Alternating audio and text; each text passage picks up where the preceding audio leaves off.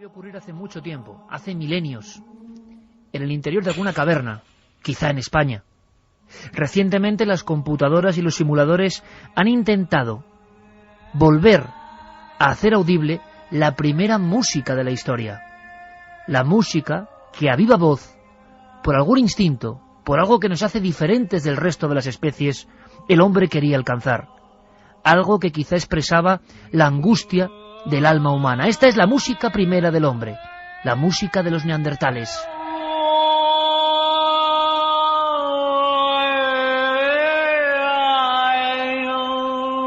Después de años de estudio, se ha intentado, viendo incluso los sistemas de foniatría, reproducir estos lamentos, estos cánticos, seguramente de origen ritual. Pasó mucho tiempo, y los instrumentos se convirtieron en mucho más sofisticados, para expresar en el fondo lo mismo, algo que nos convulsionaba. ¿Quién no ha sentido que el entorno varía cuando escucha cierta música? Esta noche es un experimento muy especial. Puede que muchos amigos piensen, bueno, qué elitista, qué alejado. No, no, no, no. Vamos a aprender algo más de la música quizá más sublime que ha existido y que existe. Los expertos llaman a la música clásica de esa forma porque se enmarca en un periodo entre 1750 y 1820. Y, de verdad, os vais a sorprender de la cantidad de compositores, de la cantidad de sinfonías, de la cantidad de historias novelescas que se esconden en este universo todavía cerrado, todavía quizá no para el gran público. Pero si ahora nuestro compañero Yerey Martínez nos lleva con la música a un viejo castillo, a un piano, a unos acordes inolvidables, ¿qué sentís ahora mismo? A notas creadas hace siglos por el maestro Johann Sebastian Bach. ¿Por qué hilamos esta música ahora mismo a una escena decadente de soledad y misterio?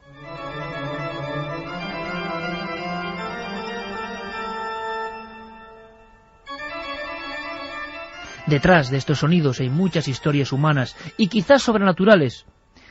Y sé una cosa, que habitualmente no se cuentan. Nuestra misión, penetrar en esta historia. Cuentan que, bebiendo de la música de Grecia y Roma, hacia el siglo XV, experimentando en la polifonía y en la armonía, en todos los continentes, empieza a haber una necesidad que es la misma del hombre prehistórico. Cantar su angustia, cantar su emoción, cantar su amor por la vida y su extrañeza ante la muerte.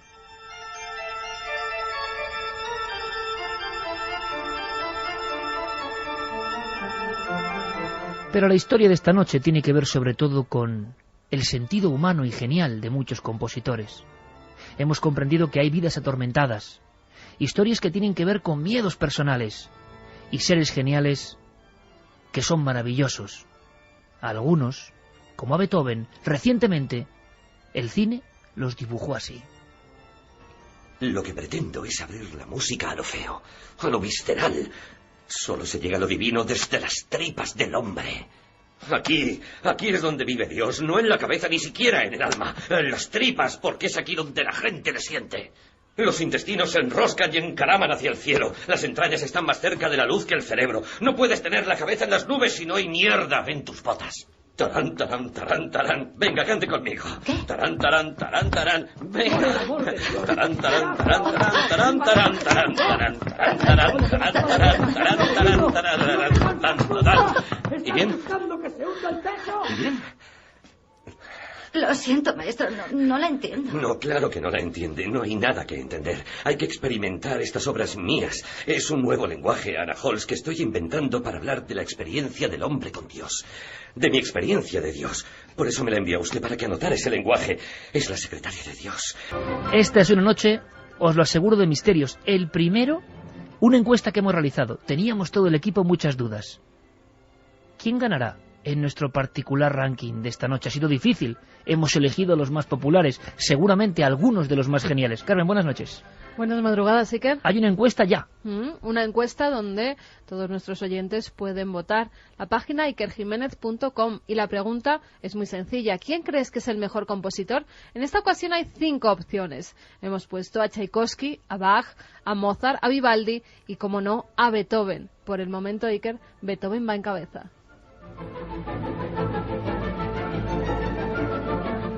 Estamos escuchando la 9ª sinfonía. ¿Y sabéis que hay toda una historia de una maldición con la 10ª sinfonía?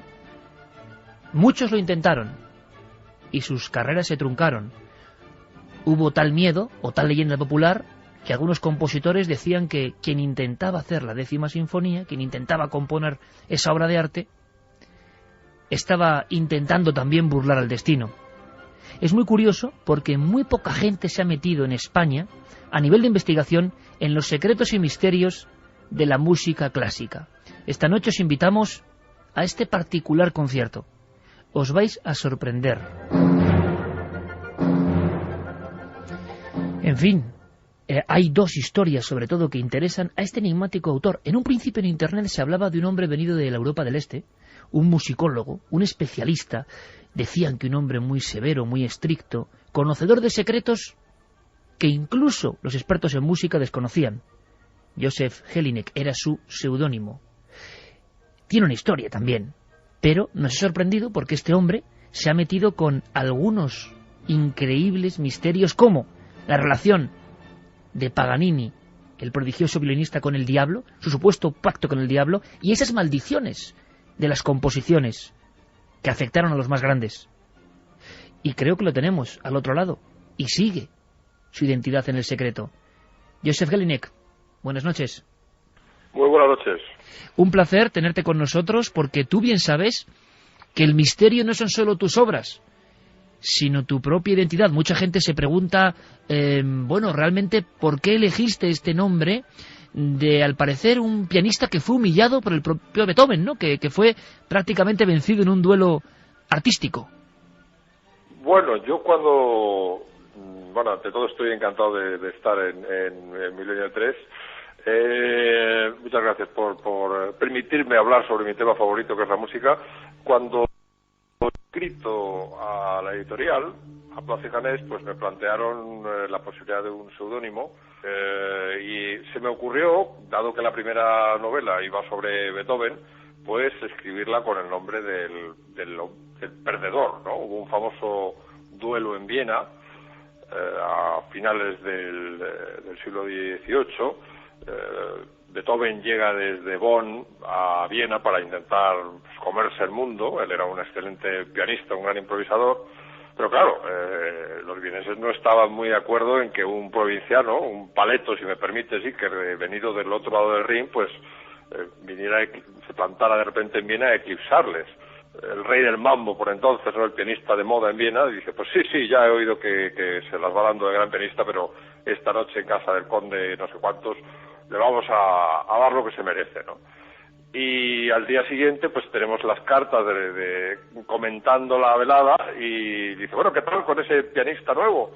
Le preguntan a Gellin, y dice, calla, no me hables, que menuda paliza me dio, me volvió loco, vamos, era 10 veces mejor que yo. Y dice, bueno, ¿y cómo se llama este nuevo músico? Y dice, pues no me acuerdo ya, dice, es un tipo pequeño, picado de viruela, renegrido, así con pinta de español, Beethoven, sí, Ludwig van Beethoven.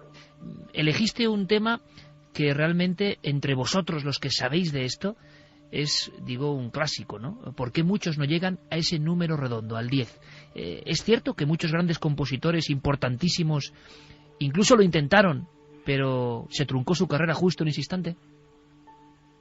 Bueno, vamos a ver, la maldición de la 10ª sinfonía, que así la conocen los músicos de clásica, no se origina en realidad en Beethoven, se origina en Mahler, que era muy supersticioso y que se da cuenta de que el gran sinfonista Beethoven pues no había conseguido completar la 10ª, porque parece ser que intentarlo sí que lo intentó, y él trata de burlarlo. Dice, claro, debe haber algo misterioso que le impidió a Beethoven ir más allá, porque se quedó a medias, ¿no? Y entonces la manera en que Mahler, supersticioso como era, trata de burlar la maldición, que además le sobrevino un castigo terrible, del que ahora hablaremos, por intentar burlarse del destino. La manera en que intenta sortear, digamos, la maldición es que termina la 8ª sinfonía y se pone a componer una obra que se llama La canción de la tierra, a la que él no llama sinfonía, pero que en realidad es una sinfonía. No podía engañar a nadie por estructura, por movimientos. pero él no la llama sinfonía. Entonces dice, esto no cuenta.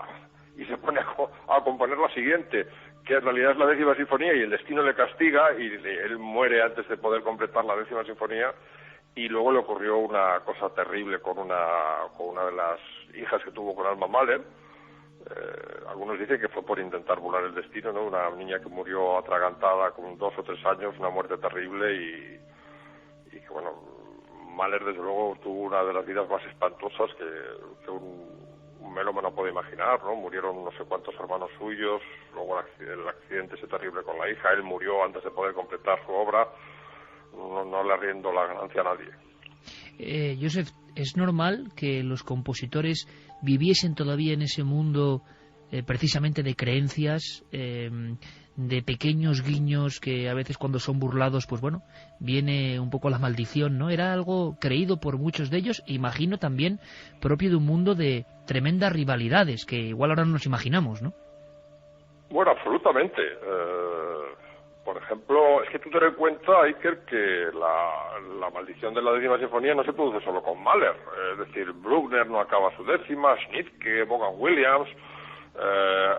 Y luego hay, por ejemplo, casos de compositores, por ejemplo, Glazunov, un ruso, que empezó a completar el primer movimiento de su 9ª sinfonía, luego no volvió a ocuparse de ella, con lo que evitó la maldición y consiguió vivir 26 años más. Y entonces, claro, la gente empezó a decir, pues, como con las megas, ¿no? A ver las Haydn. Yo no sé de qué dependerá esto, pero desde luego está ocurriendo.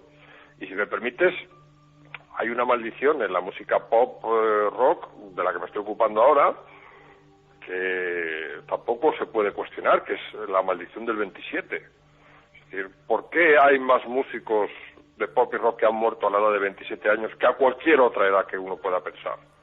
Y además músicos muy famosos, ¿no? Hay 5 muy famosos que son Brian Jones, el guitarrista de los Rolling Stones, Jimi Hendrix, Janis Joplin, Jim Morrison y Kurt Cobain, el cantante de Nirvana. Pero luego tú te pones a investigar en la maldición del 27 y hay como 40 músicos de talla que han muerto a esa edad misteriosamente. ¿Por qué ocurre esto? Pues no lo sabemos, pero desde luego está ocurriendo. Joseph, tú inicias tu novela trufada de información real y de investigación musicológica, ¿no?, de muchos años, bueno, pues con una especie de evento donde da la impresión de que el gran Beethoven sí que pudo hacer, ¿no?, la 10ª sinfonía. Ese es un poco el punto de partida. Claro, el punto de partida es que la sinfonía está completada pero está escondida, está oculta en algún sitio en Viena, y es un punto de partida, digamos, es una conjetura asumible por parte del lector, porque ten en cuenta que constantemente están apareciendo manuscritos. Hace poco apareció un manuscrito de Bach, en Japón me parece que lo descubrieron. Se descubrió también la versión para piano a 4 manos de la Gran Fuga de Beethoven. Constantemente, claro, con la cantidad de guerras y conflictos que ha habido en Europa y en el mundo a lo largo de la historia y los últimos 2 siglos, pues es comprensible que los manuscritos musicales se puedan perder, Y entonces el punto de partida, efectivamente, la 10ª sinfonía, es que la 10ª Beethoven consigue completarla, pero no aparece, está oculta en algún sitio en Viena, y bueno, pues toda la investigación, la trama de la novela está relacionada con el lugar y el modo en que ese manuscrito pues ha permanecido oculto. Esa portada de la que hablábamos, El violín del diablo, tremenda, hace alusión a una famosísima leyenda, urbana o no, Joseph, sácanos de dudas, sobre Paganini. Hablaban algunos de una incluso anatomía muy especial, unas posibilidades de llegar a casi contorsiones para crear música imposible para otros.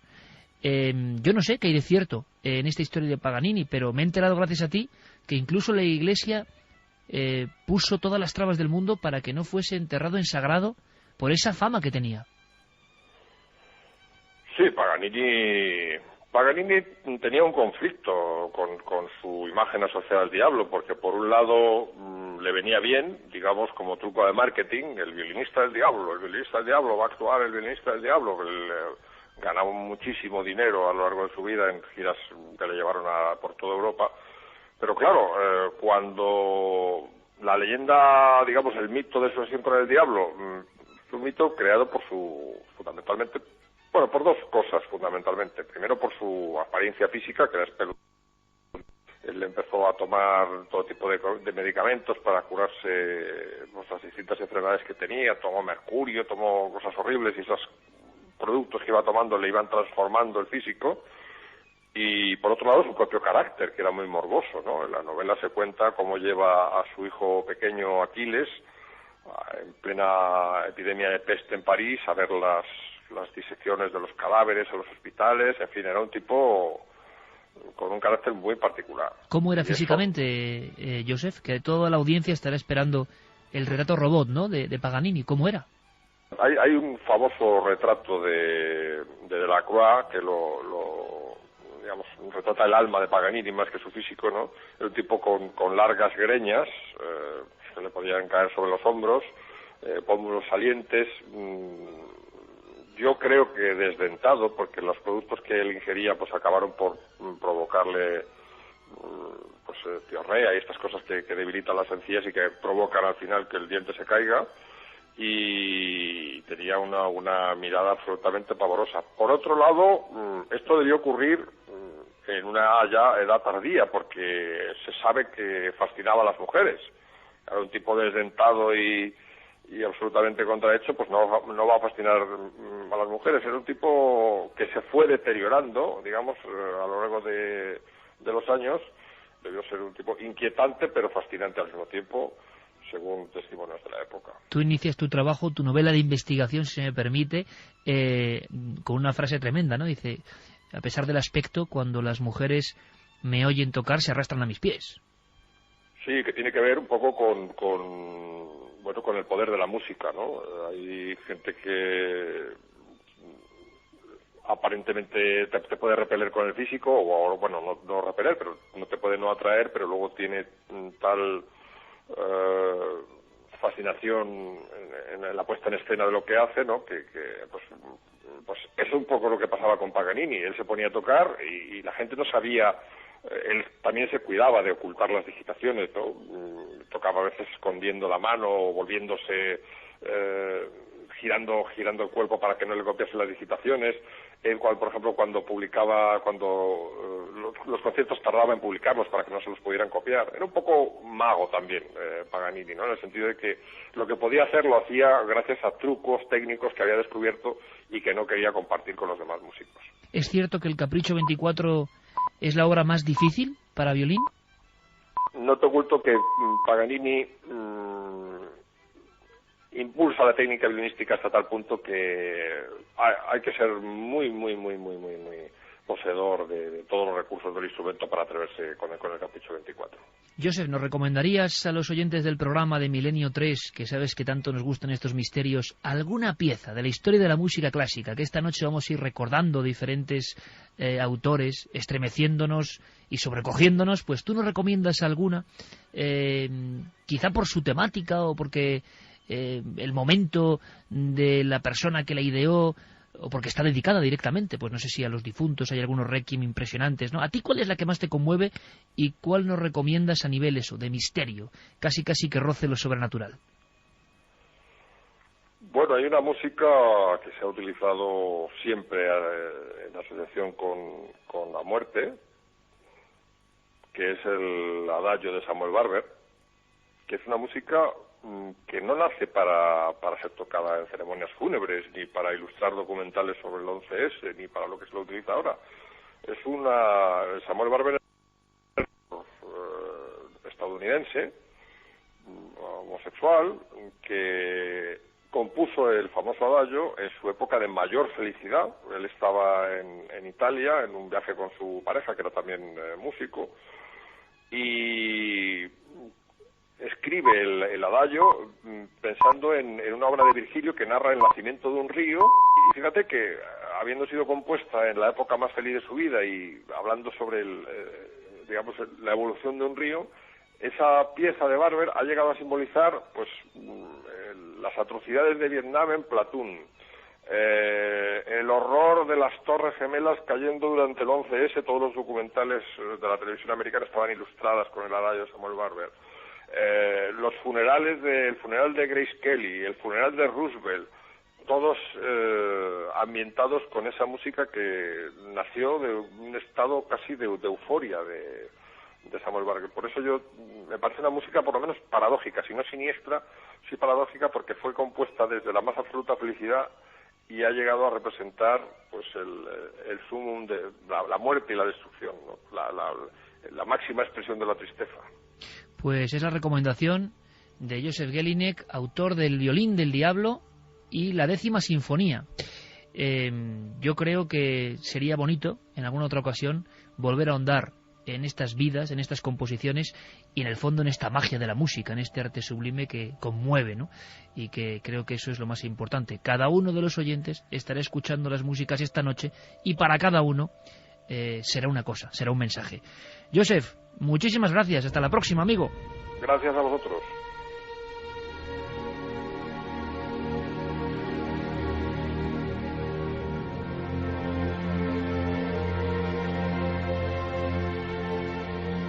Y cierto es que cuando uno escucha ese adagio de Barber, pues se da cuenta de que efectivamente pertenece ya a los momentos tristes del mundo. ¿Es así? ¿Por qué algunas músicas que incluso no se realizaron para este cometido han acabado representando todo eso? Y su mera audición ya nos conduce, como si fuese un viaje en el tiempo, a instantes concretos, instantes que cambiaron el mundo, por ejemplo.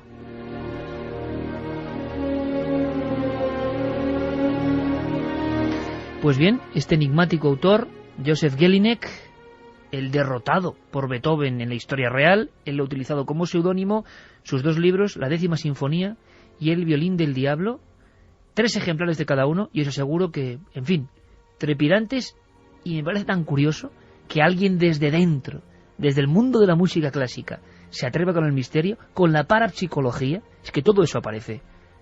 Santiago Camacho, buenas noches. Buenas noches, Iker. Inquietantes muchos compositores, pero no menos inquietante este invitado. Jelinek sigue bajo la capa de el anonimato.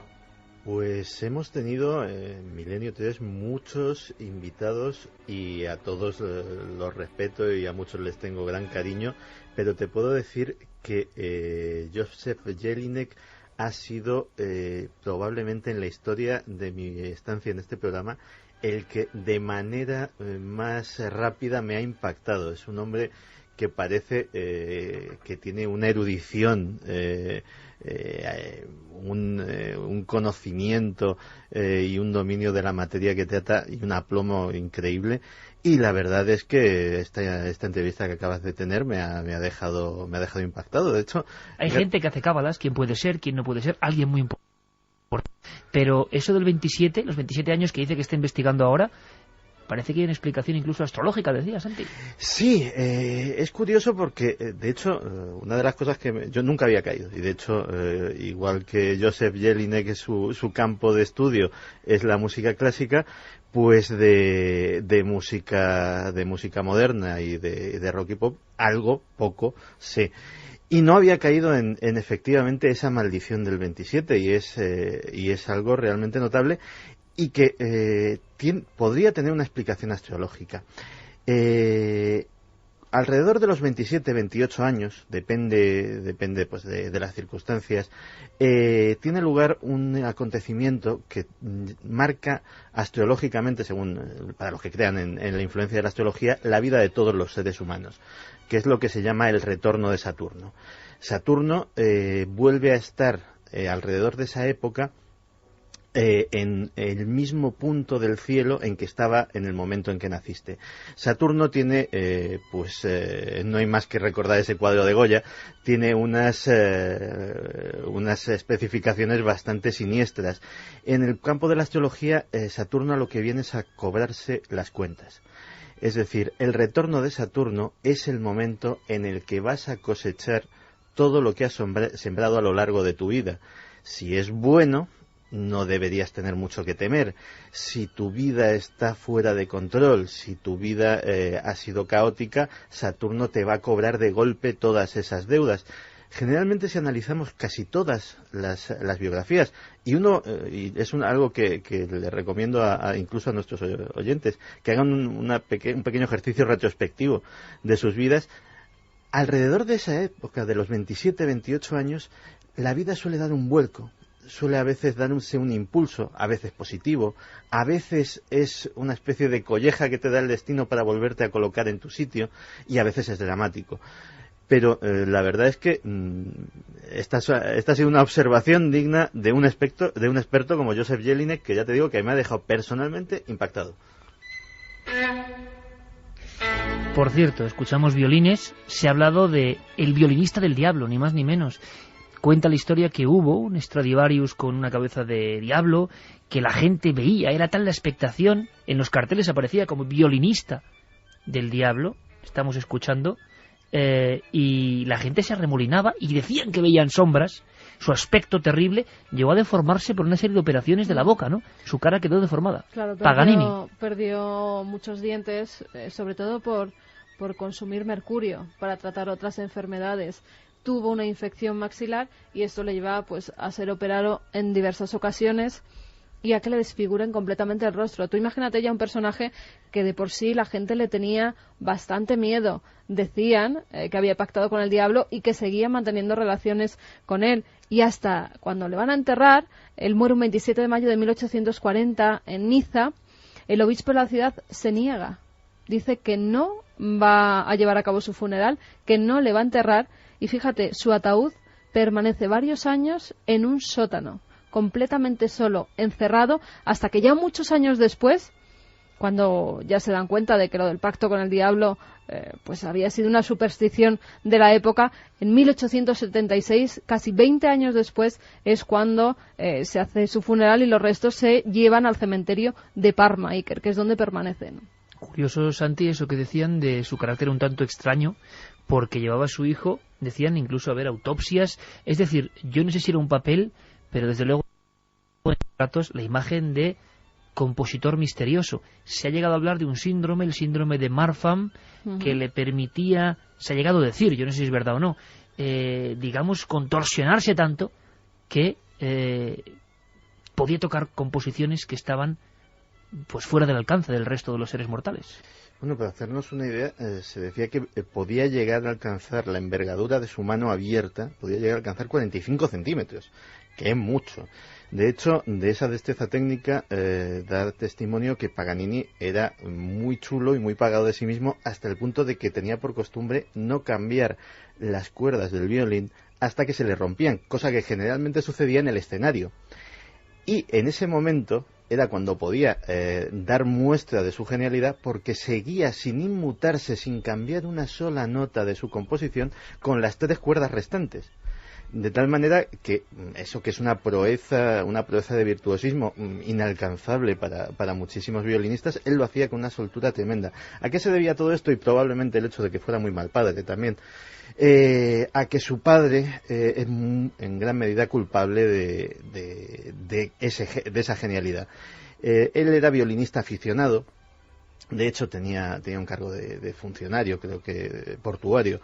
Y la obsesión, él vio unas cualidades innatas en su hijo y quiso que fuera un gran violinista. El método fue un tanto cruel, es decir, lo tenía tocando día y noche sin parar desde muy corta edad, negándole la comida si se equivocaba o si lo hacía mal, castigándole muy severamente ante esos errores.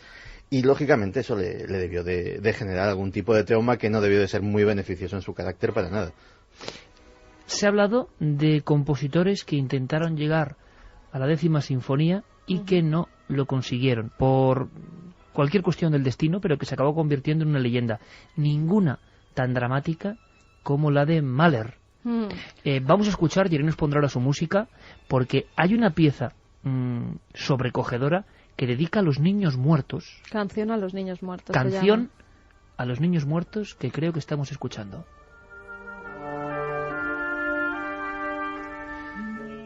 impregnado de enorme tristeza. ¿Y por qué? El famosísimo Mahler se menciona. Yo recuerdo que creo que era Alfonso Guerra el que mencionaba que era un gran seguidor de Mahler. Bueno, pues... autoría del siglo XX. Entonces, ¿qué ocurre? Que le ocurre algo en su vida, intenta burlar, como decía Jelinek, la historia de la 10ª Sinfonía, hace una pequeña trampa y cuentan los expertos en música que eso le acabará pasando factura. Bueno, a lo largo de su vida está casi toda relacionada con la muerte. Él nace en la República Checa en 1860, además en el seno de una familia bastante numerosa, tenía 14 hermanos y 9 de ellos pierden la vida en su infancia, con lo cual eso ya deja muy marcado a Gustav Mahler. Además, su padre también tenía un carácter bastante violento, incluso agresivo, tanto que se con cumple los hijos, con varios de estos genios de la música, ¿eh? Tanto con los hijos como con la mujer. Él, un poco para alejarse de toda esa violencia que tenía en casa, iba por las noches a la casa de su abuelo, que tenía un piano, y poco a poco él va aprendiendo a tocar el piano, convirtiéndose luego en uno de los genios de la música del siglo XX. A los 5 años empieza ya a tomar clases de piano y a los 6 compone sus primeras obras. Acaba estudiando en el Conservatorio de Viena, del cual llega a ser el director de la Ópera de Viena. Pero fíjate, Iker, todo empieza cuando se casa con Alma Schindler.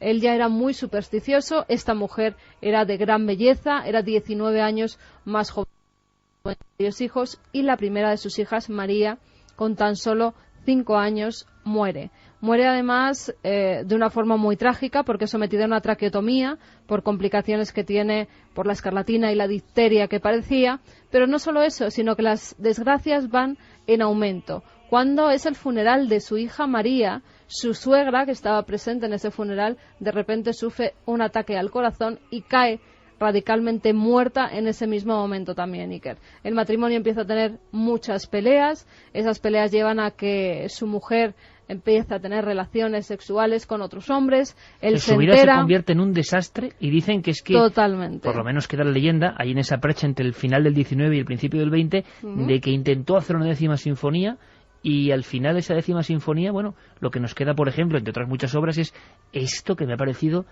cuando hemos mirado en las fonotecas, es que imaginaos, con su historia personal, canción a los niños muertos.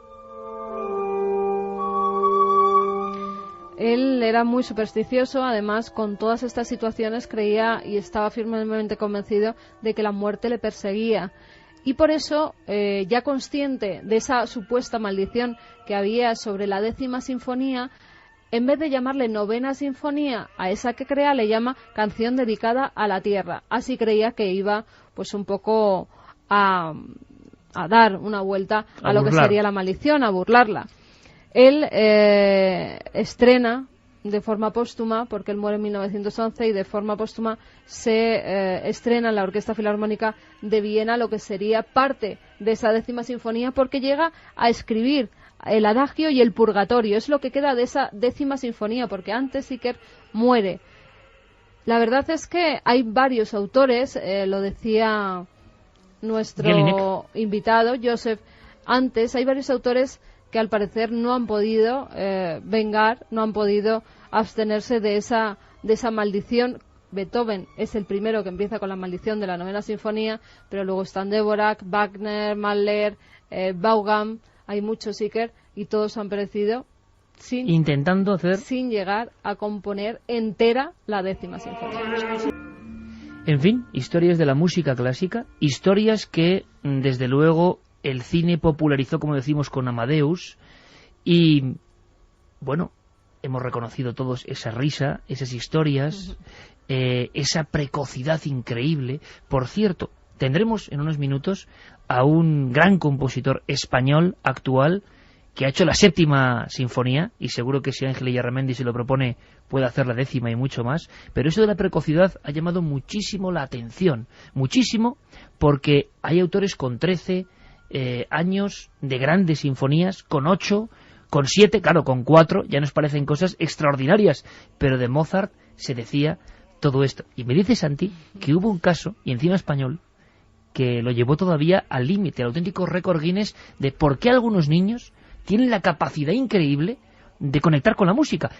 Y la leyenda dice, y muchos amigos están escribiendo a ese respecto, la leyenda dice si uno es niño y empieza a tocar un instrumento, se hace su amigo, puede sentirlo. Cuando uno es mayor, ya como que eso se disuelve. ¿Por qué los niños prodigio están ahí y cuando uno intenta adentrarse en el mundo de la música ya, pasada cierta edad, es imposible? ¿Qué códigos hay ahí? Yo creo que Pepito Arriola era uno de los casos, ¿no? Efectivamente, cuando estabas haciendo esa cuenta regresiva de 5, 4, yo te hacía 3. Llegas al límite que es Arriola, ¿no? Yo te hacía 3 con los dedos, porque Pepito Arriola en 1900 dio un concierto de composiciones propias al piano en el Palacio Real de Madrid, delante de los Reyes, y es una historia realmente fascinante.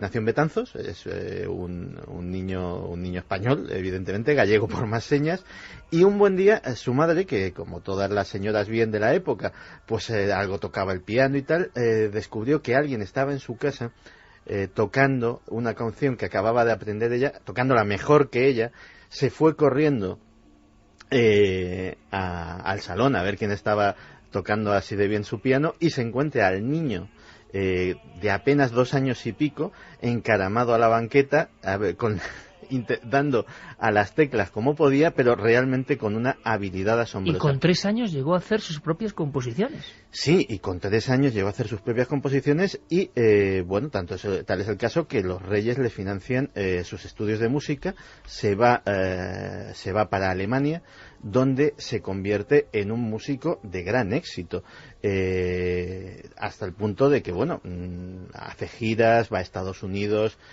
no solamente ya de niño, sino de adolescente, de joven. Y curiosamente, este país muchas veces es lo que tiene. Él estaba establecido en Alemania al final de la Segunda Guerra Mundial, en 1946, un país devastado, pues lógicamente regresa, y José Arriola, el antiguo Pepito Arriola, aquí no se lo toma en serio absolutamente nadie. Ni que haya tocado en el Carnegie Hall, ni que se haya paseado por todas las cortes de Europa. No, era la anécdota del niño prodigio, del niño sabio que había hecho la gracia en algún momento, pero realmente no se lo tomaron en serio.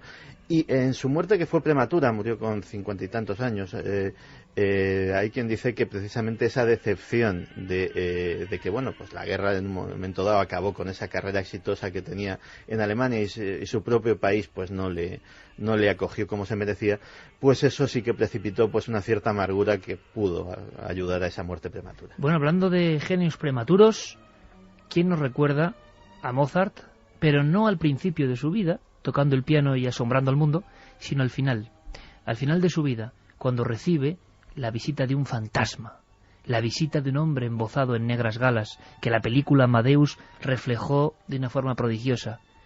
Era la historia de la petición de la misa para un muerto. Dicen que fue fundamental para el delirio final de Mozart. Herr Mozart, vengo a encargaros una obra. ¿Qué obra? Misa para un muerto. ¿Qué muerto? ¿Quién ha muerto? Un hombre que merecía una misa de requiem y no la tuvo. ¿Y quién sois vos? Solo un mensajero. ¿Aceptáis? Se os pagará bien. ¿Aceptáis?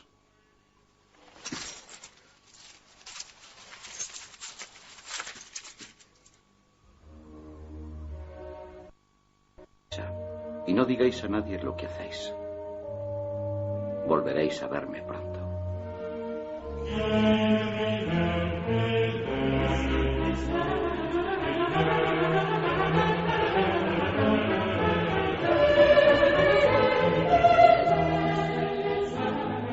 Estáis escuchando una de las composiciones, yo creo que más extraordinarias de todos los tiempos, el Requiem inacabado de Wolfgang Amadeus Mozart. De fondo, la historia de las visitas, quién sabe, si de un espectro de otro mundo. Y luego escucharemos un trozo también de una maravillosa sinfonía, la 7ª sinfonía de Ángel Illarramendi, que es otro de los músicos que a mí, y tú lo sabes bien, ¿verdad, Carmen?, marcó mi vida con la sintonía de esa película de la que siempre hablo, que es Tasio, porque era la voz de la naturaleza que cantaba. Pero Ángel ha ido metiéndose y es uno de los grandes compositores de música clásica y que sabe mucho de ese otro lado de la música, ¿verdad? Ángel Illarramendi, buenas noches, amigo. Hola, Iker, buenas noches. Ángel, de verdad que es un placer tenerte aquí en Milenio 3 a estas horas intempestivas, pero yo creo que un programa de la música clásica y el misterio se lo merece, porque hay muchas cosas en la música que yo creo que rozan lo mágico, ¿no, Ángel?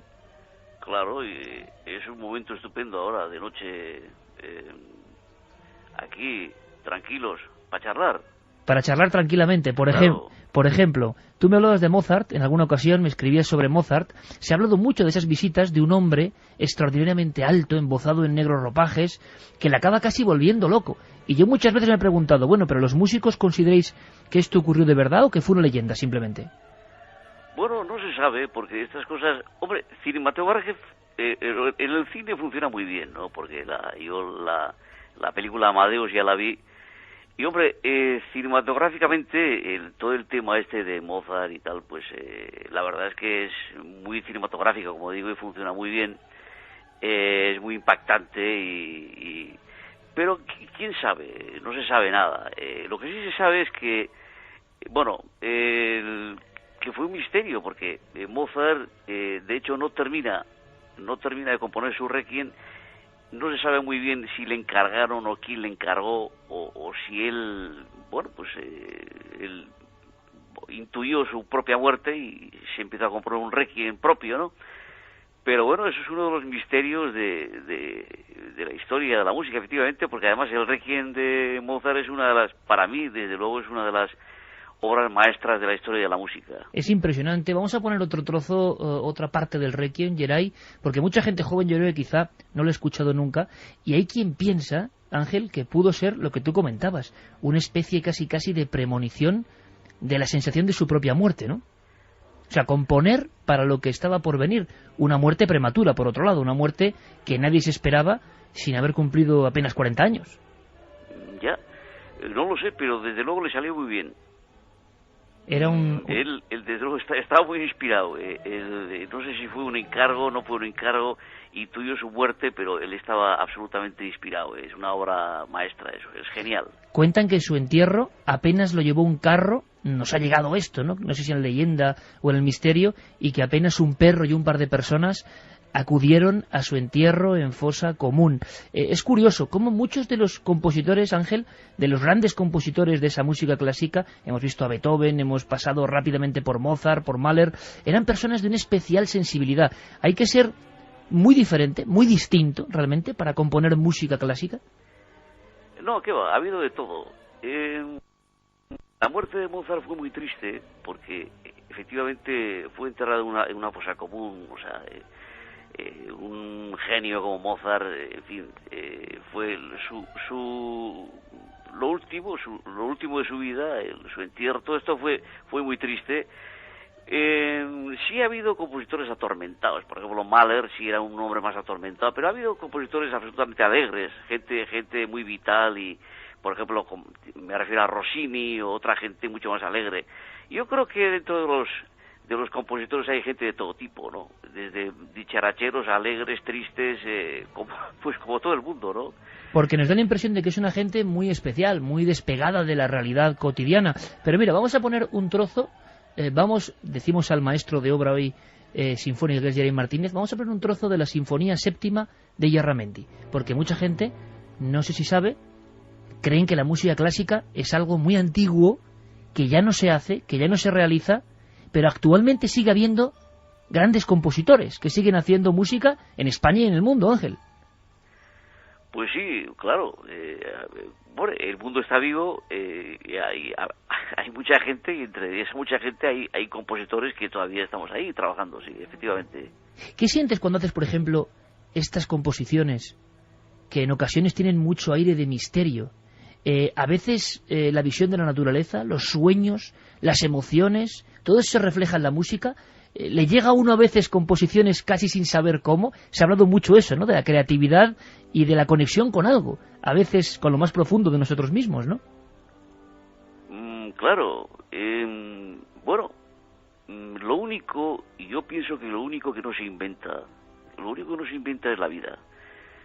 Es lo único que no se inventa. Es decir, la vida está. Entonces, es de ahí para adelante, vamos dando forma a las cosas. Es como la muerte. La muerte, para mí, la muerte es volver a casa, ¿no? La vida es un poco, vivimos en este planeta un poco de alquiler. Es como, vivimos de alquiler en el sentido de que tenemos que dejar esta casa, este planeta maravilloso en el cual vivimos, a los siguientes que vengan, pero vivimos un poco de alquiler. Para mí morir es volver a casa. La muerte es volver a casa. Entonces,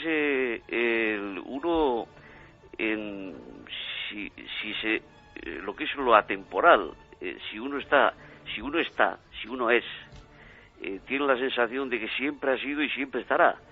Entonces, y desde luego, la música conecta con todo eso. Claro, la música es el lenguaje del alma. Y ahora escuchamos a estos autores y realmente siguen vivos, absolutamente vivos. Pues te seguiremos escuchando, Ángel. Llegan las noticias, te mando un abrazo grandísimo y te agradezco que un compositor de música clásica vivo y coleando y con la 7ª sinfonía nos haya acompañado unos minutos en Milenio 3. Un abrazo grandísimo, Ángel. Un abrazo. Bueno, para que vean que la música clásica continúa, que no es algo de siglos pasados. Y es que ya está con nosotros nuestro compañero Paco Pérez Caballero. Bienvenido. Muy buenas noches, Iker. Nos trae una historia, luego cambiaremos el tono. Yo os pido que no os la perdáis, porque es uno de esos casos escalofriantes, con todo tipo de condimentos, y una historia, quizá, como pensaban muchos compositores antiguos, que tienen que ver con esas visitas de ultratumba. Pero es que la música clásica da para mucho. Por ejemplo, para extrañas cábalas y extrañas numerologías que se convierten en leyenda, en arquetipo, se cuentan y, en fin, tienen muchos adeptos. Del hombre que compuso estas notas que están de fondo, se dice que había triscadecafobia en él. O sea, una especie de enfermedad tiene que ver con el odio o el miedo al número 13. ¿Qué tienen que ver Wagner y el número 13? Bueno, pues cuenta la historia y la leyenda, para algunos los datos reales, que Richard Wagner nació en 1813 y los números del año de su nacimiento, como podéis comprobar, suman 13. Nombre y apellido sumados 13 letras. Estas cábalas tan interesantes. Su primer impulso musical, su primer trabajo musical, un 13 de octubre. Sufrió un destierro Wagner de 13 años. Compuso, ¿cuántas óperas? 13. Terminó una de las más famosas, Tannhäuser, un 13 de abril. Esa obra, que le dio fama, se estrena en París un 13 de marzo. Estuvo medio siglo sin ser repuesta hasta un 13 de mayo. Y el estreno del ciclo completo del Anillo del Nibelungo, clave en la historia de este compositor, se inicia un 13 de agosto. Su primera actuación en Riga, frente a una orquesta, día 13 de septiembre. Su casa, donde llevaba a cabo los festivales, abierta un 13 de agosto, cerrada para siempre un 13 de septiembre. Influencia importante para él su suegro, Franz Liszt. Este le visita por última vez un fatídico día de enero de 1883, día 13. Y Wagner fallece en Venecia cuando se conmemoraba el 13º aniversario de la unificación de su patria, Alemania. Por cierto, en el calendario, 13 de febrero.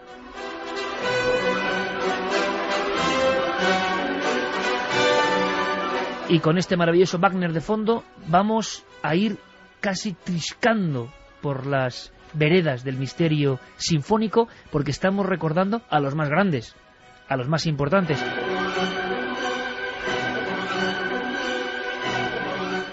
Por cierto, los oyentes que dicen en torno a la música clásica. Pues hay muchas opiniones en torno a la música clásica. Por ejemplo, nos dicen, al autor se le olvidó mencionar a todos los grandes que murió con 27. Robert Johnson, bluesman legendario, que hizo supuestamente un pacto con el diablo. Bueno, Santi acaba de poner los ojos como... Bueno, es que Joseph Jelinek con ese toque al umbral, ¿no? Es un misterio ya. Está trabajando en La maldición del 27 y mira qué gente hay, ¿eh? Sí. Le acabamos de dar un dato. Nos dicen, ¿es cierto que Beethoven era republicano y que la sinfonía se la dedicó a Napoleón y este se autoproclamó emperador y el compositor no se la dedicó? ¿Nos decía Carlos? Completamente cierto. De hecho, la decepción fue tal que se la dedicó a la memoria de un gran hombre. Para él Napoleón ya estaba muerto. Manolo desde Toledo nos dice, hola, la música es magia y misterio, cambia nuestro estado de ánimo y nos transporta a otros mundos. Muy de acuerdo. Todos son geniales, pero Bach fue un adelantado a su tiempo. A mi hijo le ponía música clásica cuando estaba en la barriga, ahora tiene 21 meses y le puse esos 5 compositores, nos decía bueno, Javi desde Valencia. Qué bueno, Javi. Importante que tenemos un reportaje preparadito. Vamos a ver si podemos hablaros de una de las cosas sobre la que más tinta se ha extendido en papeles y ahora en Internet, el llamado efecto Mozart. ¿Qué hay de verdad? ¿Ayuda a los niños? ¿Las cosechas son mejores? ¿Las vacas dan más leche? ¿Es bueno para la mente? ¿Se recuperan las células? Es que todo eso se ha dicho.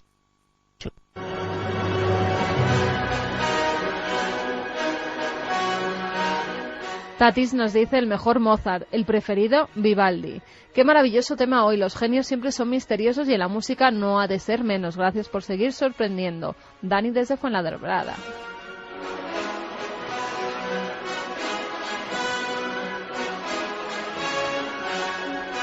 Estaba estudiando musicología, acaba de terminar los exámenes de la carrera, se llama Iván y dice que para él Beethoven fue sin ninguna duda mejor que Mozart, no solo por sus composiciones, sino porque al final de su vida componía con una total sordera y eso sí que tiene mérito. Era como Goya, ¿eh? No hay más que analizar una sinfonía de Mozart y otra de Beethoven, la riqueza sonora de las sinfonías románticas eran tal que no es de extrañar que los románticos hicieran solo 8 o 9, mientras que los clásicos como Mozart y Haydn tenían decenas, y es que los románticos sí que eran verdaderos genios. Bueno, seguro que hay opiniones para todo, y ahora los mozartianos dirán que no, que Wolfgang Amadeus era el más importante. Es que están muy románticos, el Día de los Enamorados y bueno.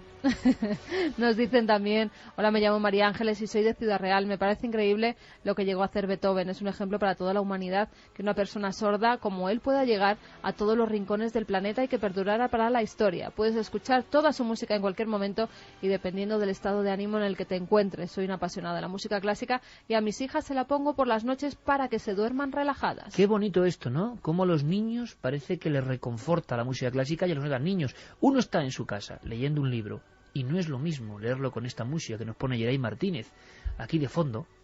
Geray que se ha puesto como de frac, ¿no? Para llevarnos... con la batuta.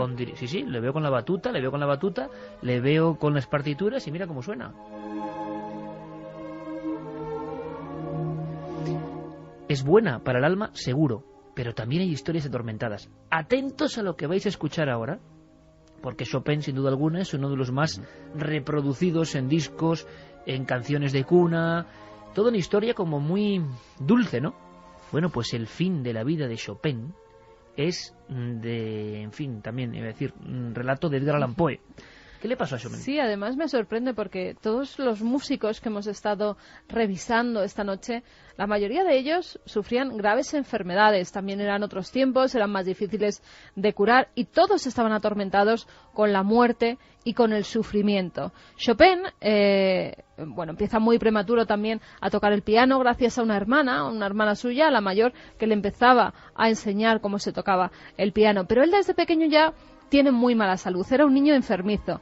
Inflamaciones de los ganglios del cuello, enfermedades reumáticas, problemas gástricos, infecciones dentales, acidez de estómago, mala respiración. Decían que se ponía a sudar como loco, que le entraban unos nervios terribles. E incluso desarrolla miedo a los espacios abiertos. Agorafobia. En aquel momento no se tenía ese término como tal, pero él cuando salía a la calle empezaba a sentirse muy mal. Todos esos síntomas han determinado hoy en día que padecía esa enfermedad. Pero fíjate, además él parecía que veía como alucinaciones o que tenía alucinaciones. Sí, por lo menos en algunos escritos los hemos podido rescatar y él, fíjate, dice que visita la Catedral de Viena y escribe: no fui a oír la misa, sino a contemplar a esa hora el enorme edificio. Fui hasta el pie de una columna gótica en el rincón más oscuro. Estaba todo silencioso. De vez en cuando se oían los pasos de un sacristán. Y entonces salía de mi letargo. Un ataúd detrás, un ataúd debajo. Solo me faltaba un ataúd encima. Nunca me había sentido tan huérfano. Y angustia con la muerte, que se repiten muchos de los compositores clásicos.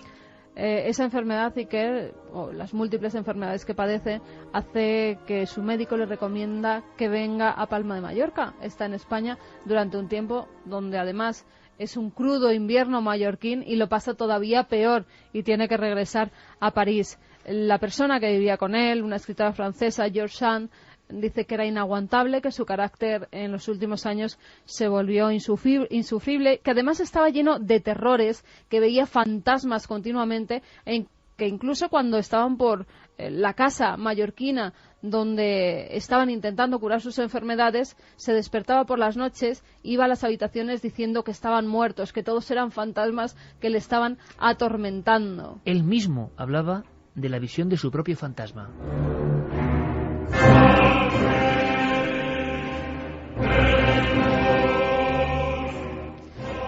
Ya el 10 de noviembre de 1843 cae muy enfermo, tiene dolores de pecho, toses, sofocos y además empieza a escupir sangre. Es entonces cuando decide llamar a su hermana Ludwika, dice que se va a morir muy pronto, incluso hay quien afirma que presiente su propia muerte. Y fíjate, horas antes de morir, él escribe con su mano temblorosa: si esta tos acaba asfixiándome, os suplico, abráis mi cuerpo para que no sea enterrado vivo.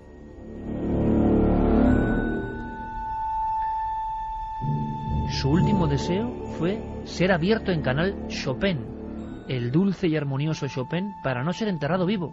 Eso es. Ludwika, además, su hermana, cumplió ese último deseo y su corazón fue trasladado a Varsovia, se lo llevó con ella. El resto del cuerpo fue enterrado en la iglesia de la Madeleine mientras se tocaba el Requiem de Mozart. Vamos a ver si recuperamos como final parte de ese Requiem de Mozart, que algunos dicen que es lo más impresionante y que, acordaos, tiene que ver con la visita de un fantasma, la presencia de algo oscuro que de repente llega y que atormenta. Hay quien dice que no había cliente, que la misa para un muerto era en el fondo la misa para ese genio prematuro, Wolfgang Amadeus Mozart.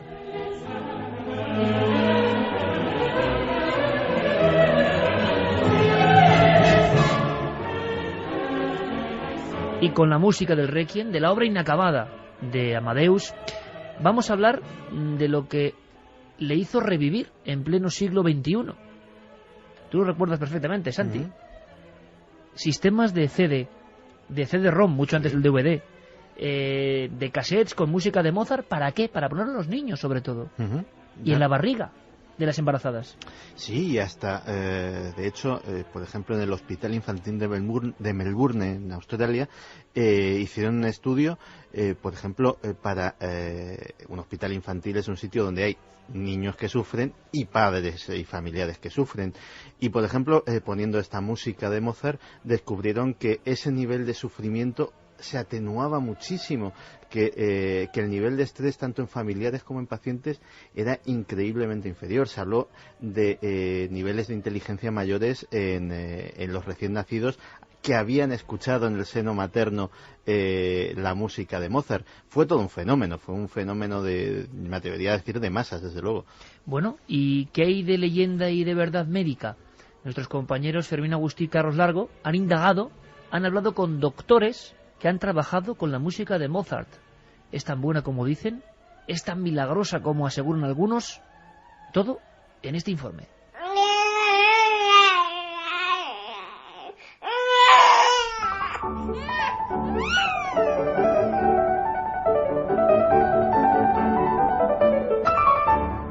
Los efectos beneficiosos de los sonidos musicales de Mozart fueron descubiertos hace 40 años por el científico francés Alfred Tomatis. Aquí le escuchamos hablando de cómo ayudó a uno de sus pacientes, Gerard Depardieu. Depardieu tenía unos 17 años cuando llegó a nosotros. No tenía medios para expresar su enorme potencial. Se sentía bloqueado en cuanto abría la boca. Su voz cedía. Nosotros le facilitamos el acceso a su creatividad. También desarrolló una memoria impresionante y ahora puede rodar varias películas al mismo tiempo. En 1993, el especialista Gordon Shaw y la psicóloga Frances Schrauser de la Universidad de Wisconsin descubrieron que la sonata para dos pianos K448 de Mozart tenía efectos positivos en las pruebas de razonamiento espaciotemporal durante 10 minutos. El modelo básicamente establecía que el cerebro está programado para apreciar la simetría en todas sus modalidades.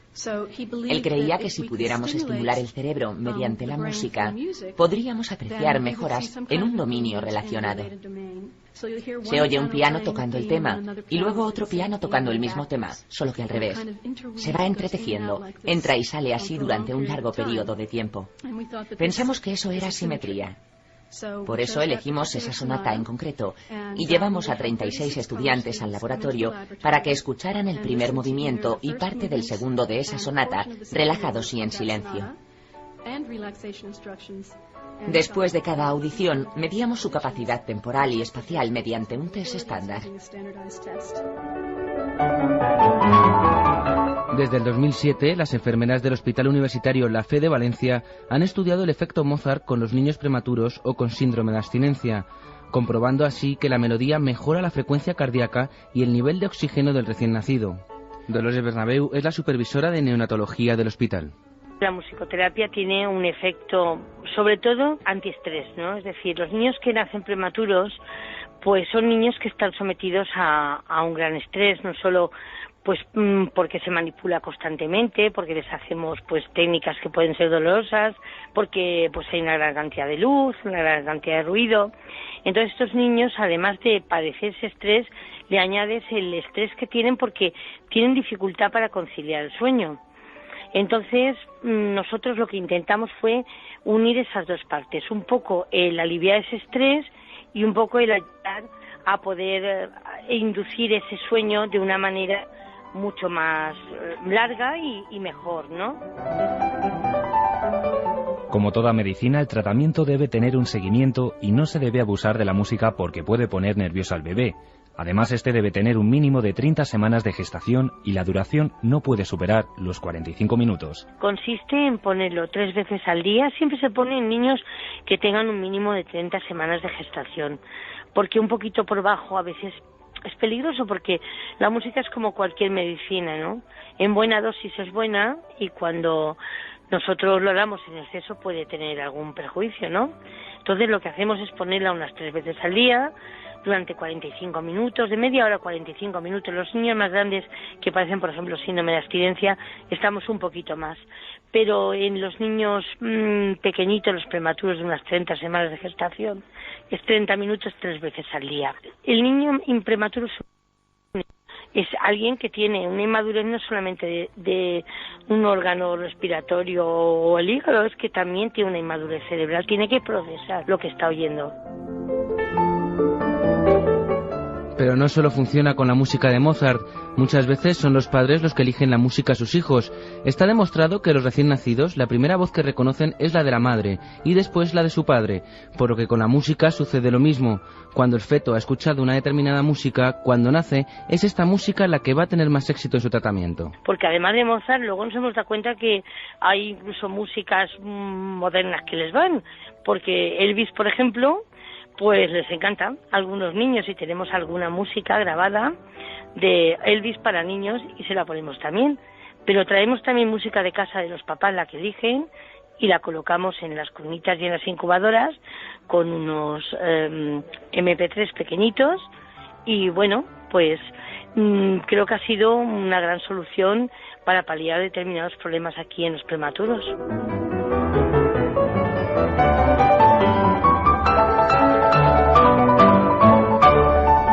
Espero que hayáis disfrutado de este dossier sobre la música clásica, quizá con otros oídos, porque la música está ahí, hay que redescubrirla y, como antes os comentaban, uno es inmortal. Toda esta gente, todos estos genios siguen vivos.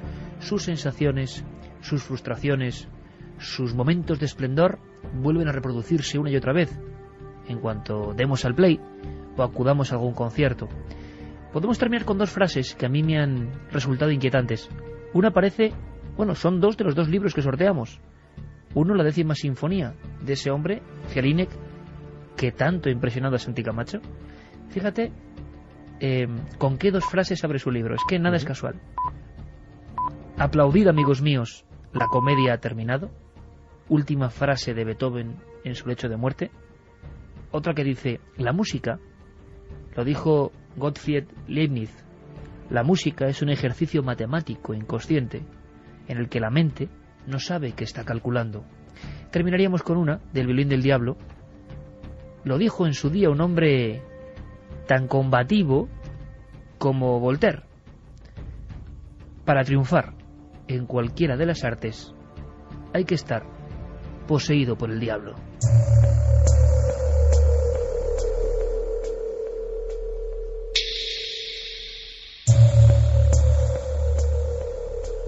Y justo en este instante trazamos un nexo curioso. Hablábamos, lo hemos hecho en varias ocasiones, de esa visita terrible, que en el fondo lo que ve Mozart no deja de ser la presencia de lo luminoso, de lo innombrable.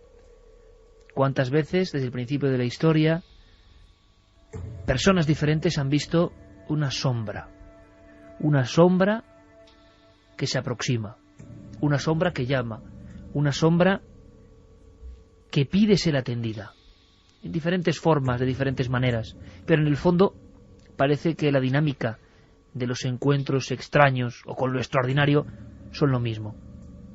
Bueno, pues aquí no tenemos quizá al principal sospechoso, esa sombra, pero me ha parecido muy extraño que en este caso criminal, que ahora a continuación disecciona nuestro compañero Paco Pérez Caballero, también haya esas llamadas, esas extrañas visitas, golpes en la puerta, uno va a abrir y no hay nadie, en un lugar muy especial hoy abandonado. El periódico La Verdad de Murcia se descolgaba hace unas fechas, hace muy poquito, menos de un mes, con una de esas informaciones que se leen, son comentadas y luego se olvidan. Un crimen, 63 puñaladas y un titular, hostelería de ultratumba. Y durante unos cuantos días, en ese lugar abandonado, donde al parecer pasaron muchas cosas, ha estado nuestro compañero Paco Pérez Caballero. Le agradezco especialmente que a estas horas, recién llegado de la investigación, esté con nosotros. Buenas noches otra vez, Paco. Buenas noches, Iker. Bueno, una historia que representa uno de esos casos sin resolver de la provincia de Murcia, donde hay unos cuantos, por cierto. Sí, lo primero que hay que hacer, desde luego, es darle las gracias tanto a Ricardo Fernández como a Lola Guardiola, del periódico La Verdad, que nos han facilitado mucho la investigación.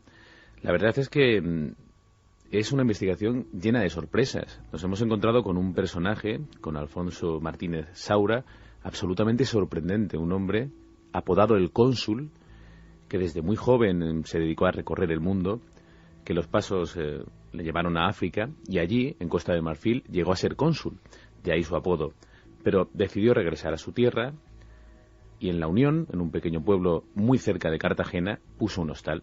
Fíjate hasta qué punto este hombre se había hecho famoso y conocido y querido, que acudieron algunas personalidades de renombre, incluso de Costa de Marfil, a esa inauguración, a ese hostal que está en la carretera entre La Unión y Los Camachos, a una altura de 100 metros, con una vista maravillosa de todo el campo cartagenero, y al fondo la manga del Mar Menor. ¿Se llamaba Hotel El Cónsul? ¿Hostal El Cónsul? Hostal El Cónsul, sí señor, y aún es conocido en la zona como el Hostal El Cónsul. Y tiene un perfil realmente sorprendente y aterrador, porque tiene una construcción que a mí me ha parecido muy curiosa para ser sobre todo un hostal. Tiene un enorme mirador. Para que los oyentes se hagan una idea, es una especie de sartén donde hay una parte circular y luego un mango, que serían las habitaciones. Pues esa parte circular, que también tiene algo de mágico ese círculo, es donde ocurrió todo. Es donde, años después, el cónsul, al que todo el mundo quería, que era un personaje misterioso y se jactaba de ello, aparecería muerto, asesinado. ¿De qué fecha estamos hablando, Paco? La muerte se produjo el 27 de marzo de 1982.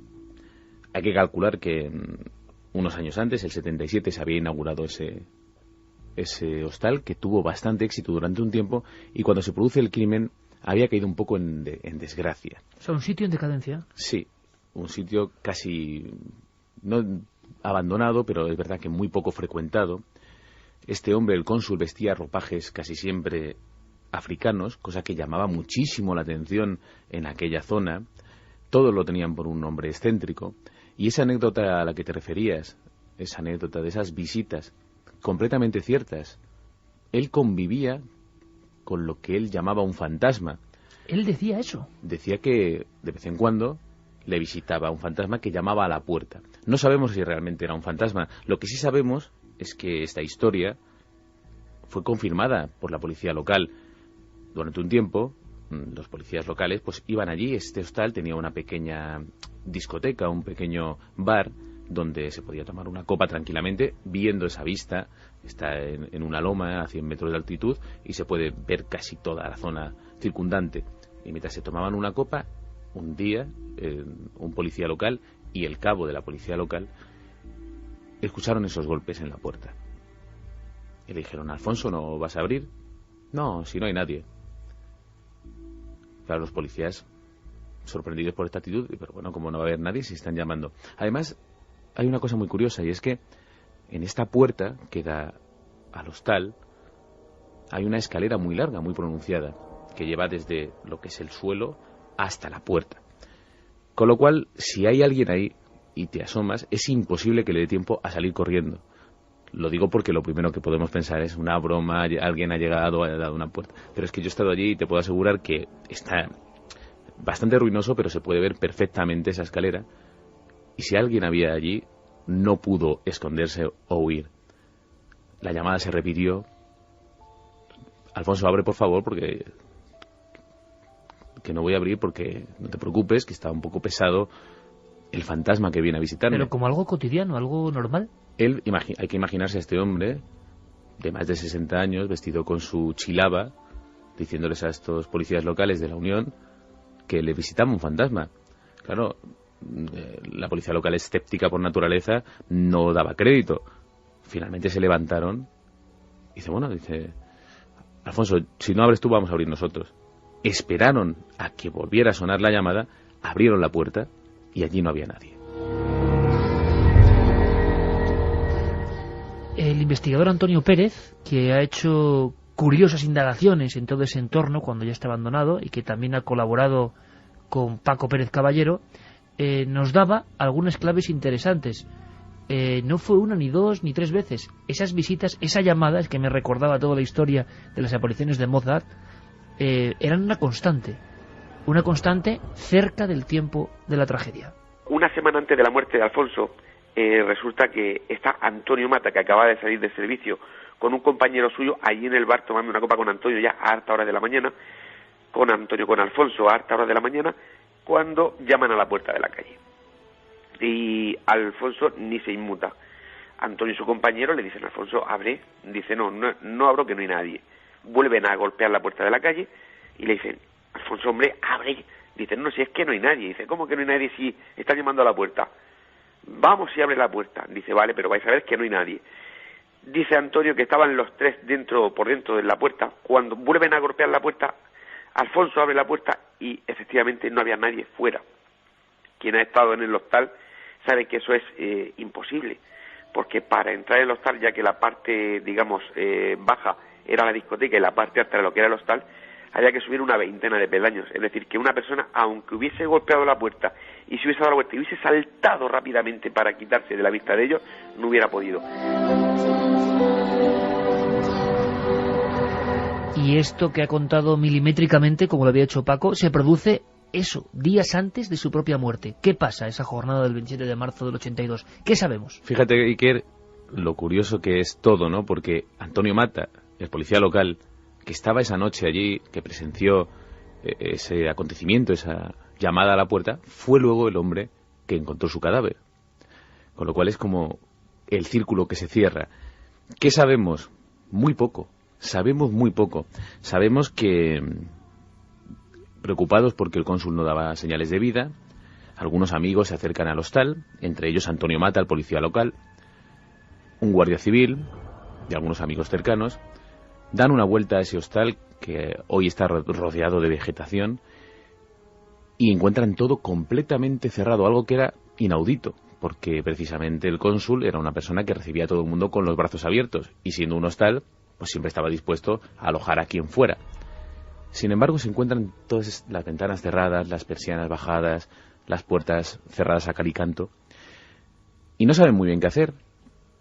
Antonio Mata, que entonces era un hombre fornido, era un hombre valiente, reconocido por sus compañeros, decide tomar la iniciativa y colarse por una de las ventanas de ese círculo que hemos dicho antes, de ese círculo donde estaba la parte principal del hostal, donde estaba la discoteca en la parte baja y donde estaba esa barra donde iba a ser encontrado el cadáver de Alfonso.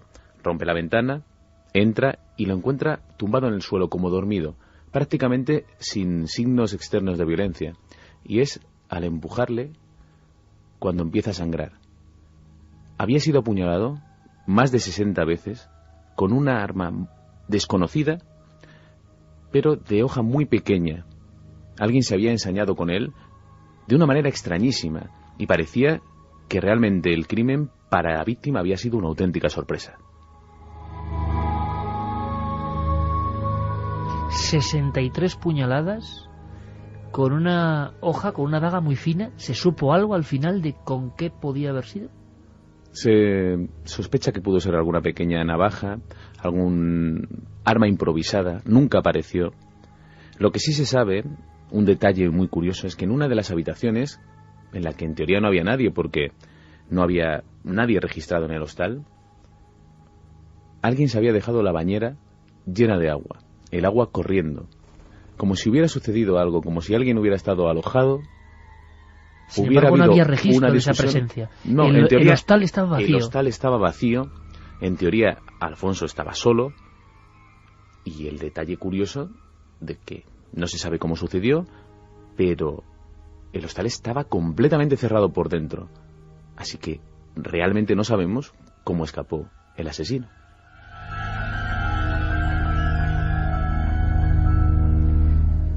Y aquí, un telón, un olvido, me imagino, Paco, un abandono evidente e incluso la estigmatización de ese entorno, ¿no? A partir de ese instante, la zona del extraño hostal del cónsul se convertiría en algo por donde, en fin, no se pasaba mucho, me imagino. No sabes hasta qué punto, porque nos contaba Antonio Pérez, precisamente, que haciendo su investigación se dio cuenta de un detalle, que además es cierto, que se puede comprobar. Es una zona donde trabajan muchos jornaleros extranjeros, muchas personas que no tienen los papeles en regla y que se refugian en cualquier lugar. La mayoría de los edificios abandonados de esa zona están ocupados. Sin embargo, el hostal del cónsul no. Muy poca gente se ha atrevido a dormir allí y los que han pasado allí una noche han salido corriendo, no han querido vivir allí. Actualmente está abandonado, ni siquiera es visitado por los típicos vándalos que durante un tiempo se acercaron a llevarse lo que podían y a dejar sus pintadas en las paredes. Tiene algo ese lugar. Fíjate, los oyentes se pueden hacer la idea que quieran, ¿no? Pero yo no soy dudoso, sabes que soy escéptico completamente y que vamos a encontrarnos lo que sea, a prestar nuestros ojos y nuestros oídos y hacer lo que hubiera hecho cualquier otro oyente. Y mira, yo no soy especialmente sensible, por ejemplo, al frío, a las inclemencias del tiempo. No se me suele irritar, por ejemplo, la piel. Y algo tiene ese lugar que acabamos, tanto los cámaras como yo, con las manos cortadas, por el frío, por el viento, los labios totalmente, aún los tengo completamente cortados. Nos dimos cuenta cuando llegamos al hotel, ya a altas horas de la madrugada. Y bueno, pudo ser casualidad, pero la verdad es que salimos todos un poquito cansados del sitio. ¿Impresionado por dentro? El sitio impresiona mucho. Es un sitio completamente abierto. Todas las ventanas están unas enfrente de la otra, con lo cual hay unas corrientes de viento muy fuertes, muy grandes. Es por eso porque es muy difícil grabar psicofonías, por ejemplo, grabar sonidos. Los investigadores que lo han hecho han tenido que ir muchísimas veces con equipos muy sofisticados. Nosotros intentamos dejar nuestras grabadoras y los resultados pues fueron poco claros porque hay demasiado ruido allí como para encontrar algo claro, algo que nos pueda dar alguna información al margen de la oficial de lo que le pudo pasar a Alfonso. Y otros investigadores, como el citado Antonio Pérez, han registrado algunas voces. Yo creo que son muy difíciles de escuchar personalmente, pero bueno, ponemos una repetida 3 veces, si te parece, Paco, como muestra del tipo de voz. Nosotros seguramente, Paco, Santi, Carmen y yo que estamos aquí, y los compañeros que están con cascos, le escucharemos incluso mucho mejor. Ese efecto psicofónico es que siempre se da. A ver qué escuchan también los oyentes, que nos vayan diciendo por las vías de contacto lo que ellos entienden, porque a veces entienden otras cosas diferentes que los que estamos aquí. Claro. Oficialmente dice atrápalo, atrápalo, que es una voz como cavernosa, como a golpes, atrápalo. Pero es complicada de escuchar. Vamos a ver ahora, hacemos esta operación porque también queremos escucharla nosotros con los cascos y la nitidez con la que aquí recibimos las ondas sonoras, y a ver vosotros cómo lo captáis. Grabado hace un tiempo, porque varias veces han ido los investigadores, ¿no, Paco? Durante varios años, precisamente atraídos por la leyenda de un crimen.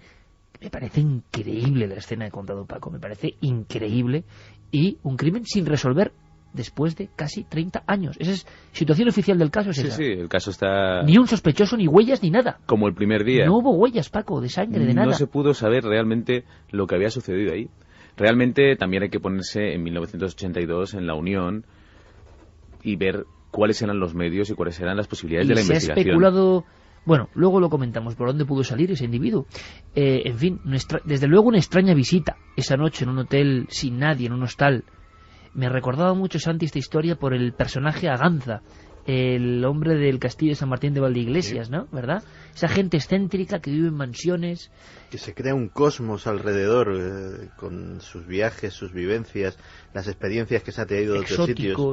Bueno, fíjate, Iker, perdona que interrumpa, pero es que habéis dado en un clavo en una cosa que no habíamos comentado todavía.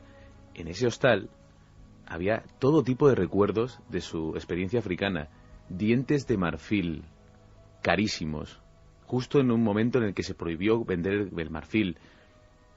Una pregunta, ¿se sabe si había algún muñeco de magia negra? A ciencia cierta no, pero es muy probable porque a este hombre le llamaban el mago, le llamaban el brujo, y él se jactaba de eso. O sea, él decía, soy un hombre misterioso y así me moriré. O sea, realmente todo el mundo que lo conocía, lo primero que te iba a decir, muy buena persona. Pero un hombre excéntrico, que vestía diferente, que creía en cosas extrañas, sobre todo para un pueblo pequeño, y que había fundado ahí su pequeño microcosmos, efectivamente, que la gente visitaba, que la gente fue abandonando, y que finalmente pues acabó con su vida. Vamos a escuchar, si os parece, esa psicofonía obtenida una de esas noches, en ese golpe de voz, atrápalo, 3 veces repetida, a ver qué escucháis.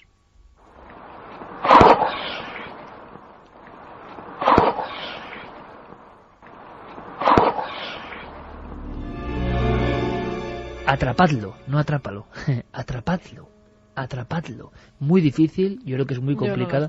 Yo escucho algo, pero es muy complicado, es verdad. Atrapadlo. Vamos a volver a escucharlo con esta entonación que yo y quizá he inducido mal al decir atrápalo. No es atrápalo, es atrapadlo.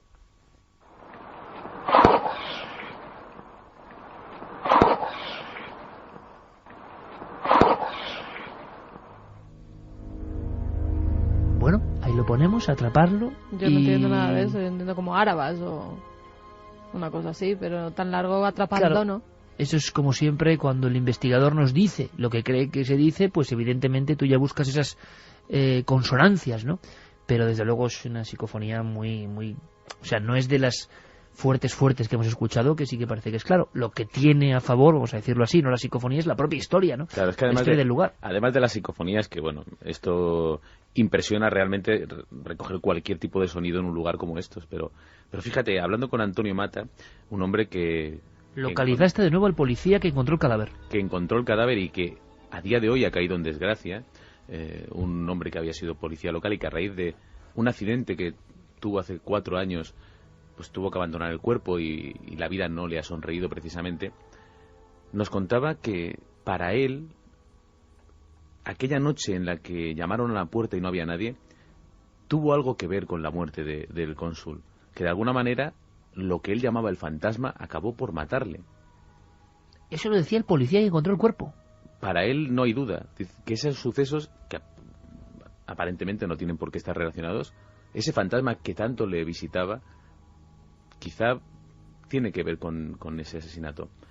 Hombre, yo creo que no se refiere a que sea un fantasma, ¿no? Un espectro. Sino una visita muy real. Sino una visita muy real de alguien que le estaba exigiendo, pidiendo algo que le tenía aterrorizado, asustado. ¿Por qué? No lo sabemos. Los móviles que se han barajado van desde el ajuste de cuentas hasta el crimen pasional. Se dice que incluso se oyen tacones a veces en ese sitio donde nosotros estuvimos grabando, tacones. Y fíjate qué enigmático, porque las personas con las que hemos hablado dicen que esos tacones, todo el mundo puede pensar que son los tacones de una mujer, pero que también podría ser un hombre con unos tacones. Una historia enigmática. Realmente no se sabe. Lo único que te puedo decir es que el cónsul estaba separado y que realmente en el hostal podían pasar muchas cosas. Realmente no lo sabemos. Así que cada uno que saque sus propias conclusiones. Por las puñaladas y todo, me imagino que enseguida se ve también la fuerza que... 63 puñaladas, repito. Y se puede saber, con las técnicas policiales se sabe, y tú lo sabes bien, Paco, sí, si es de un hombre o una mujer, por la forma de... Pero es complicado, Carmen, porque... ¿Y cómo escapó, sobre todo? Son muchísimas puñaladas, hasta el punto que los investigadores se equivocaron al contarlas, porque había orificios de entrada y de salida casi a flor de piel. Realmente era un arma no mortal. Tuvo que darle muchísimas puñaladas para provocarle la muerte. Estaba un hombre fornido, un hombre... Bueno, un hombre ya de 65 años, pero... Pero ¿cómo le dan? ¿Habría trazas de haberse defendido? Sí, y estaba en la cama tumbado y no, solo cuando lo mueven... Estaba tumbado en el suelo junto a la barra del pequeño bar que había en el hostal.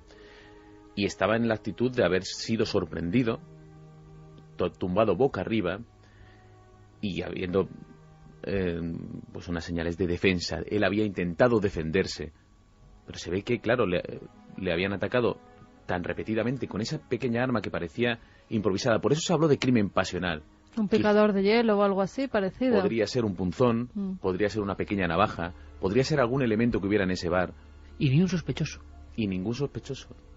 Que la policía suele dar con pistas siempre. ¿Y algún tipo de ritual? ¿Se barajó la posibilidad de que estuvieran haciendo algún tipo de...? Fíjate que me sonaba a mí de repente, me metí un poco los pelos de punta por la cantidad de puñaladas, ¿no? Claro, y el ensañamiento que ha habido con el cuerpo. La policía no pudo descartar ninguna hipótesis porque no supieron por dónde tirar. El cónsul conocía a muchísima gente, y había hecho muchos negocios. De hecho, él había abierto ese hostal con el dinero que había ganado con sus negocios en África, entre otras cosas, pues la compraventa de marfil y de otros elementos, ¿no? Así que puede ser que se hiciera algún enemigo en ese camino, en ese ambiente, en ese además, periplo por esas tierras. Podemos rematar la historia con el compañero de investigación, en este caso concreto, Antonio Pérez, que nos habla de cómo la policía y la gente se asombró al saber y al comprobar eso, que estaba cerrado todo por dentro. Claro, o alguien se lleva las llaves, una copia de llaves que nadie conoce, o no sé por dónde ha podido salir. No había forma, nunca se supo quién había matado a este hombre, ni las razones tampoco. Es más, nunca se supo, porque el caso es un misterio total. ¿Cómo entró? El asesino sí, porque se supone que Alfonso le abrió la puerta para entrar. Pero fíjate, para salir es el misterio de los más grandes que tenemos en el caso. Porque la casa, según la Guardia Civil y Antonio, estaba cerrada a cal y canto por dentro. Es decir, todo con pasadores, incluso la puerta de la calle. ¿Cómo salió el asesino? Y hablando así con Antonio me dice, mira, muy poco tiempo después del asesinato, a mí me llega que alguien ha ido allí, ha puesto una grabadora y, según parece, captó como una especie de psicofonía en la que captaba los últimos minutos de vida de este hombre, la pelea, y seguidamente se produce el silencio y aparecen unos tacones de zapato de mujer, y él me mira y dice, pero no tenían por qué ser de mujer, ¿no? 2:54. Antonio Pérez, el autor de... No es el único que al parecer ha sacado psicofonías en el lugar, pero esta que hemos puesto, que nosotros no llegamos a entenderla, atrapadlo del todo, pues es él, y no nosotros, que quede claro. Él es el investigador que, como muchos otros, imagino, atraídos por la historia, han intentado obtener algo. tú, Paco, imagino que te quedas sobre todo con la sensación, a mí me ha parecido una descripción de una de las historias negras más raras que he escuchado en mucho tiempo, ¿no? Y sobre todo que el hostal sigue allí exactamente igual y que está totalmente en ruinas o quedan algunos elementos identificativos. Se puede visitar perfectamente con muchísimo cuidado, por supuesto. Se puede caminar por allí, se puede recorrer, lo único que lógicamente puede haber cualquier desprendimiento de un trozo del techo en cualquier momento. Si uno va sin conocerlo de noche... Pero se ve que es el hostal, sigue viendo las habitaciones... Por fuera está exactamente igual que entonces. Y por dentro se puede visitar, está comido ya por la vegetación, pero bueno, y es impresionante, es absolutamente impresionante. Ya te digo que tanto los compañeros que nos acompañaron en la grabación como yo mismo salimos muy cansados del lugar. Cansados en el sentido de es un lugar con un ambiente muy denso. Fíjate un último detalle que me parece muy revelador y que también creo que va a llamar la atención de los oyentes. El cónsul, poco antes de ser asesinado, estaba planeando publicar una biografía. Estaba convencido de que tenía mucho que contar. Incluso llegó a poner un anuncio en el periódico La Verdad, para publicar sus memorias. Y parece ser que ya había contactado con una escritora que iba a ayudarle a publicar esas memorias, pero nunca vieron la luz. Desde luego, Paco, tú cuentas esto en una novela, inicio de una novela, y ¿quién piensa que es eso, que es una magnífica novela? Y sin embargo estas cosas ocurren. Luego se descubrirá o no, pero la escenografía yo creo que pone, de verdad, la carne de gallina. Por lo menos a mí me la ha puesto Paco con esta descripción. ¿Qué dicen los oyentes? Pues vamos a ver, vamos a repetir las vías de contacto. 27640, palabra clave en Milenio, espacio vuestros mensajes, y nos escribís a través del teléfono móvil milenio3 con número @cadenaser.com y cadenaser.com. Si ponéis ahí vuestros mensajes y los publicáis, sorteamos 3 libros de la 10ª Sinfonía y de el otro libro que se llama El violín del diablo. Pues vamos con lo que nos dicen. Alejandro Moreno desde Córdoba nos dice: para mí es algo más corto, como mátalo o algo así, pero el sonido de después parece un animal. Atrapado. Ponla rápidamente, ¿ya la tienes ahí? Simplemente la psicofonía, atrapadlo.